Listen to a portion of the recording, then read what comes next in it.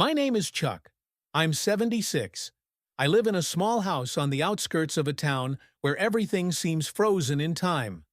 Old fences, cracked sidewalks, familiar faces who no longer remember my name. 30 years ago, I couldn't walk down the street without someone stopping to shake my hand. And now, it's as if I'm just not there. My house, once a nest for a whole family, is now silence and dust. There are still photographs on the walls. The children are small, smiling. My wife is alive. The lights have long since gone. Her grave outside the city is the only place where I can feel something like peace. At least she listens silently, and the rest of the world doesn't care. My son now runs the company I built from scratch. He doesn't call. He says he's busy. My daughter is a psychotherapist. Ironic, isn't it? She listens to other people's pain, but responds to mine with silence. You're just lonely, Dad. You need to find a hobby. A hobby. What I need is not a hook and a rod, but the feeling that I still have value. Grandchildren are a different story. They sit on their phones, don't take off their headphones. When I come to dinner, smiles spread across their faces like Halloween masks. Hello, Grandpa. And back to TikTok. I'm no longer a story, not advice, not strength. I'm a shadow in the corner, an uncomfortable reminder of old age, of a time that everyone wants to forget. In the store, the cashier doesn't even look me in the eye, throws the change like a dog. In the hospital, I speak, and the doctor is already looking at the monitor, not listening. He offers pills. For depression, he says. Do they think that chemistry cures the pain of the soul? Indifference dissolves the heart more slowly, but more deeply than cancer. Every morning I wake up at 5:30, as it once did, a habit. I make coffee, sit on the veranda, watch the world come to life without me.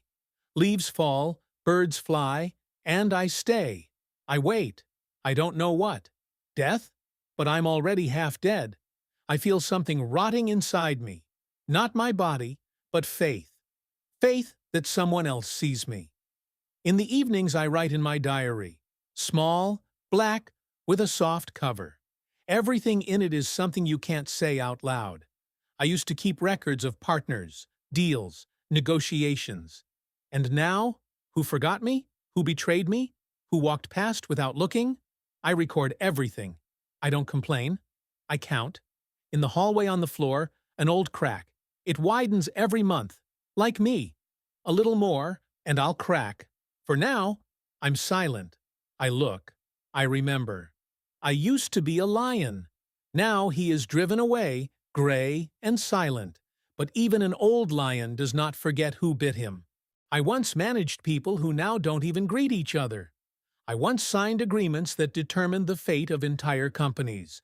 And no decision was made without my word. I was the voice of strength, a leader who was not feared, respected. It was respect that kept me on my feet. Respect and duty. I created the company when my children couldn't even say the word Dad.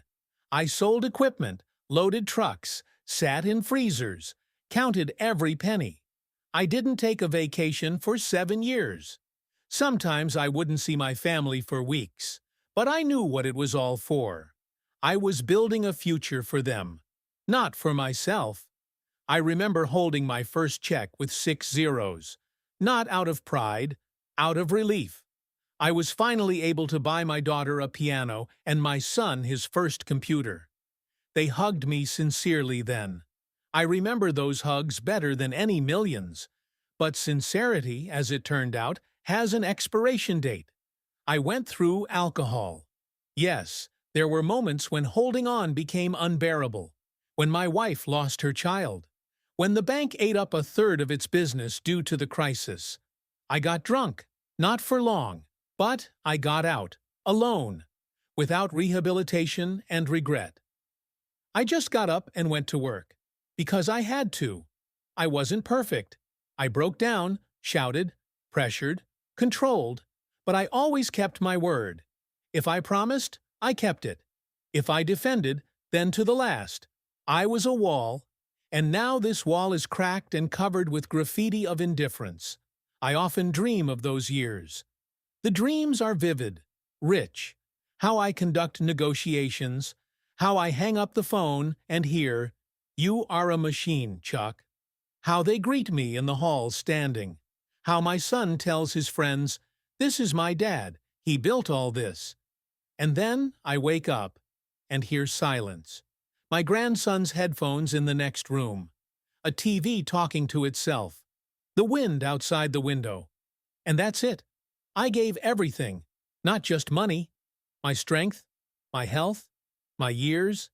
And now even my name has been erased from the sign. A new brand, a new era. I'm gone. Sometimes I look through old documents, contracts, business cards, thank you notes. I've kept every one. Some would say nostalgia. But it's not like that. This is evidence. Evidence that I was, that I meant something. I'm not asking for anything extraordinary. I don't expect them to compose odes for me. But when the children come over, I see irritation in their eyes. Like they'll have to listen to his stories again. His golden times. They don't understand. I'm not talking about fame.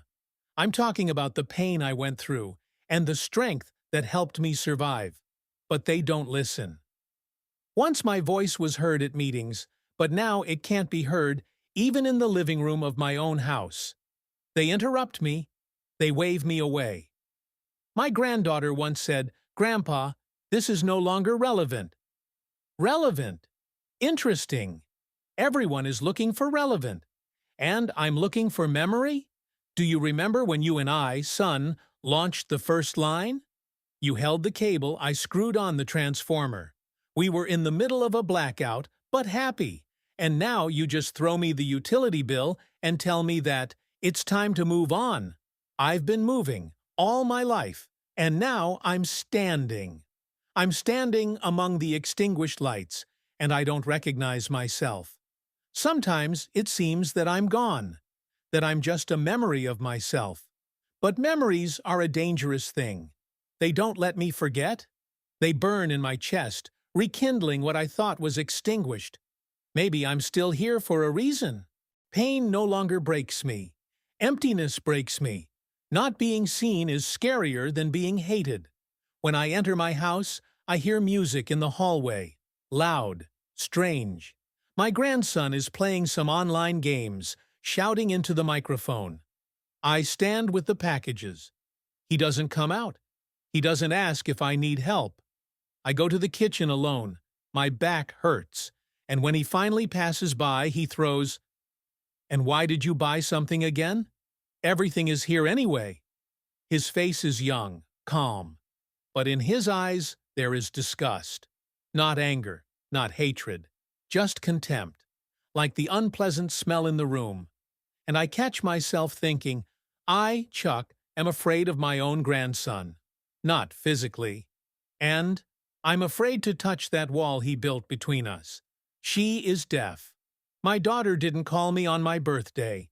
She said later that she forgot. You know, it's worse than an insult. When you're forgotten, it means you're gone. I went to the clinic to have my heart checked. The receptionist didn't even look up. The nurse asked my name twice. The doctor listened to me for exactly 16 seconds and then wrote a prescription without looking up. I wanted to say, "I financed this hospital in 2001. I paid for the equipment you're using now. I knew your father, boy, and he thanked me." But I kept quiet, because who needs that? There was a day when I felt really bad. Pressure, chest pain. I called my son. "I'm in a meeting." "Call an ambulance," he said, and he hung up. I didn't call an ambulance. I just lay down. I felt my heart pounding in my head, my fingertips going numb. I lay there and waited. Maybe death, maybe just silence. But then I thought for the first time, what if I survive? Then what for? And for what? I bought an old suitcase. I stuffed a few notebooks into it, a stack of letters, documents, old photos. I sat down in the kitchen and started writing. Names, dates, events. 08.03. Granddaughter, don't touch me, Grandpa. 21.06. Son, meeting, didn't help. 13.11. Doctor, prescription, didn't listen. I didn't plan revenge. I just didn't want it all to disappear. I didn't want everyone to forget how exactly they turned me into nothing. The worst was in the store. I bought a few things. My hands were shaking. The plastic bag tore. Everything spilled out. I knelt down. My hands were cracked, in painful spots. I started to collect slowly. People walked by, and suddenly the guy behind me laughs. Look, Grandpa put on a show. His girlfriend giggled. He threw a penny at me on the floor, not jokingly, seriously, like a beggar, and left. I didn't look up. I just clenched my fist. And then something broke. No, not my heart, not pride. Pride had long since rotted away. Something deeper broke, something that was no longer afraid of being dark. That same evening I sat in the living room. The house was quiet, too quiet, and for the first time I felt I was not alone, not in a mystical sense. There was someone else inside me, another Chuck. Not the one who puts up with it, but the one who remembers, counts, thinks, goes on the offensive. I opened my diary and wrote not a date, but the phrase, "The time has come. The game has begun." I was silent for a long time. I endured for a long time. But each humiliation was like a nail hammered into the coffin of my old self. And then the day came when the last nail hit the hardest. I was carrying bags of groceries. Nothing special. A few cans, bread, a bottle of milk. The bags tore. Everything fell onto the dirty asphalt. I bent down, my knees crunched, my fingers trembled. People walked by. No one stopped. And I raised my head and saw two guys looking at me. And one said loudly, so that everyone could hear, "Oh, look, the old theater guy. He's putting on a show." They laughed. The people nearby also smiled crookedly. And I realized, I'm not the person for them. I'm a shadow, a laughingstock, trash. Everything floated before my eyes. I didn't fall. I got up. Slowly, I collected the bags and left, without looking back. But inside, something woke up.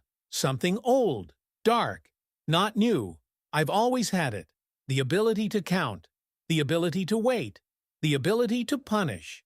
I just used it for business once, and now I'll use it differently. That evening I was sitting in the living room. The house was empty. The clock was ticking away. Every second was like a hammer. And suddenly in the silence I felt a presence. These were not ghosts, not delusions. It was me, another me, the Chuck who never forgave, the one who buried competitors in negotiations with one word, the one who knew where a person's weak spot was. He spoke in my head. You're still here. And you're not a victim. You can't be thrown away like an old thing. Their laughter is a mistake, and you have to pay for every mistake. I opened the diary. I looked at the list of names, dates, and I realized, this is no longer a record. This is a bill, and the bill will be paid. My silence was no longer empty. It became a weapon. I learned to wait for others to laugh. I knew that revenge is not a scream, not a fist. It is chess. And in chess, the winner is not the one who is physically stronger, but the one who sees further. I no longer wanted to be the one who is pitied. I wanted to be the one who is afraid to remember. I sat in a chair, looked in the mirror, and smiled faintly. In front of me sat not a frail old man. In front of me sat the man they were once afraid to lose, the man who had returned. And I said out loud, so that I could hear myself, "The game has begun." That night I did not sleep. I went through all the contacts that were left. Old phones, yellowed business cards, notes in a drawer. The world forgot about me, but I did not forget about the world. And that is my strength. The laughter on the street turned me into a shadow, but the shadow has the advantage of not being seen until it's too late. I always knew the best weapon is not a fist, but a word. Not a cry, but a silence. And I decided, I will not ask, I will not be pleading, I will not wait. I will take action. Slow, coldly, Wade. I got an old notebook from the drawer. There were names, numbers, addresses, people with whom I once drank whiskey in expensive restaurants. The people who pretend today do not exist. But I remember their secrets, their weaknesses, and now I could use them. I called a few old acquaintances. Not directly, just through information. One is a hint of tax audit. The other is a partner's betrayal. The third received an anonymous letter. I did not leave traces, and it was not necessary to need a lot. A small spark is enough, and they will burn their own bridges themselves. I acted with my family thinner. Son. He was so afraid of losing his status. I left several documents in his office, old financial papers, some of them with mistakes that the controlling authorities might be interested in. He did not know that they were tossed by me. Panic did the rest. I was just watching. Daughter. She believed that I was her burden. The therapist who teaches people to be aware. I threw some old personal letters in her laptop that she once wrote. Anger. Cruel.